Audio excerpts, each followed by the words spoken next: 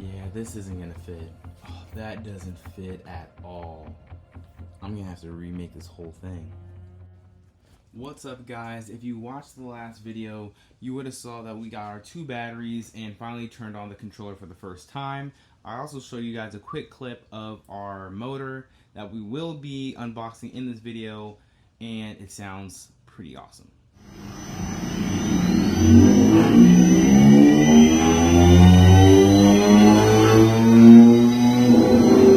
And now that you're all caught up, let's hop straight into this video and unbox these parts.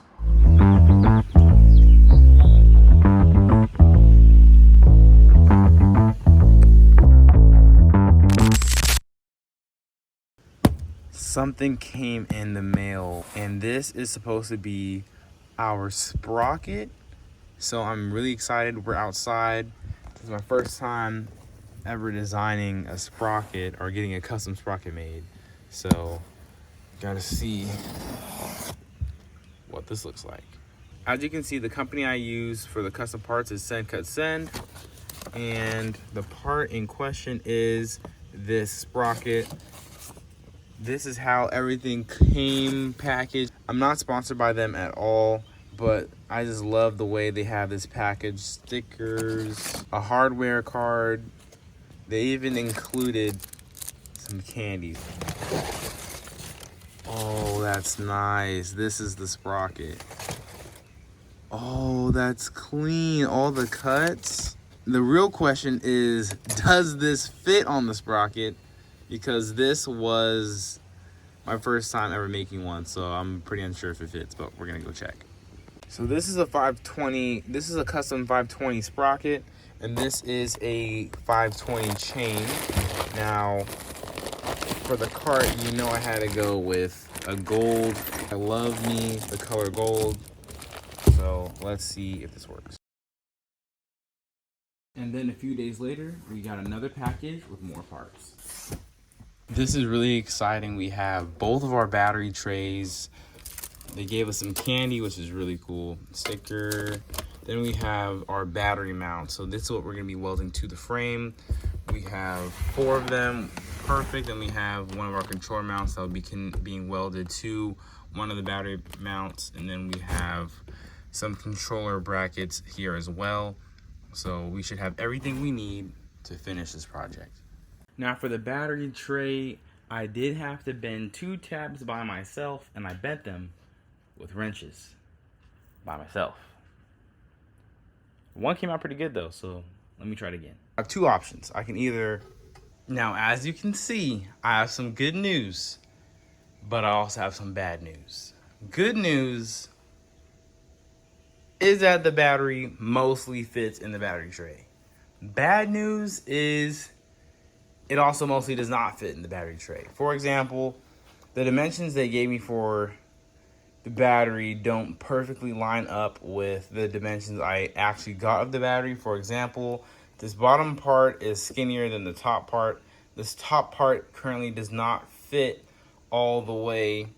As you can see, the top part is hitting the upper parts of the tray, especially on this side, which is resulting in the battery box not being able to lay all the way flat in the tray itself. Things like this, when you're making a custom project, they're bound to happen. So I understand this is a custom battery and these are custom fabricated parts. Custom and custom usually mean something may not fit. So we may have to redesign these. Luckily, most of the stuff for the battery mounting to the frame did fit. Now, you guys waited long enough. I just got the box and we're gonna unbox our motor.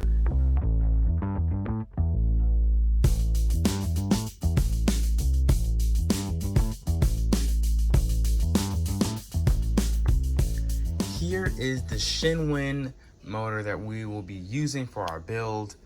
You can see it's basically exactly the same as the Soshin FW20, if I'm saying that right. But this is the Shinwin MW160.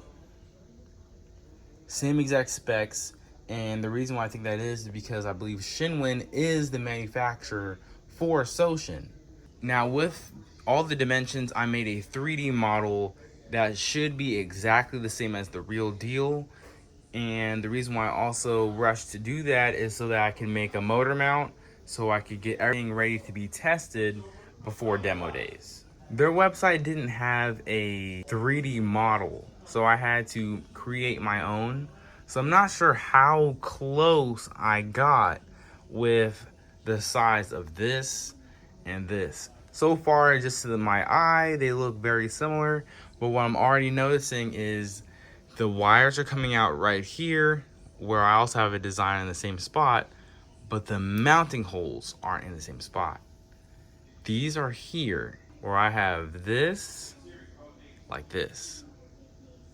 I could have messed that up on my own when I glued these pieces together, but let's take this off the motor mount and put this on and really see for ourselves. Now, the reason why I said gluing may have been the reason why my 3D printed motor doesn't match the actual motor I got is because I printed the motor in 3 pieces. I printed the 2 faces separately, and then I printed the core piece and glued everything together. But if you can see right here, there's actually a small slot on each face that I made to make sure everything lined up perfectly. So something else has to be the issue. We only have a couple of days, and this motor mount does not look like it's gonna fit. That does not fit at all. I'm gonna have to remake this whole thing. The problem with that is, will it get here on time for demo days, which is just in a few days? Well, because we know that I'm on a time crunch and that I can't get the next motor mount wrong, I decided to use my 3D printer and print a whole new test mount before making it out of metal this time. The test print came out really well, and it was printed using PET GCF, so it's nice and strong. So now I guess only thing's left to do is bolt it up to our motor and make sure it fits. What I was doing here in this video was just showing that I kept one side exactly the same, but I changed the other side that had the issue.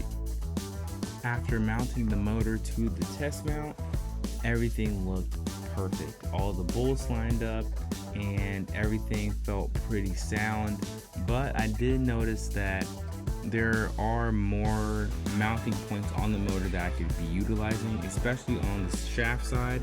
So when I sent the new part to be made, I made sure we had a little bit more mounting on it. So on the shaft side, I went with this design. This gave us even more strength.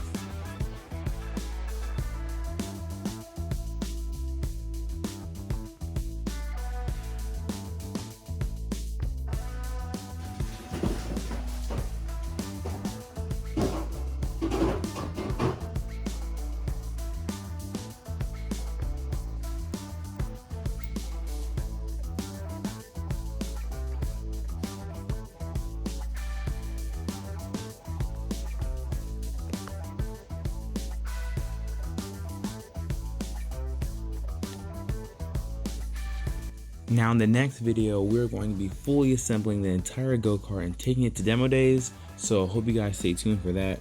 I'll make sure to post it as soon as possible. So with that, I hope you guys enjoy, and I'll see you in the next one.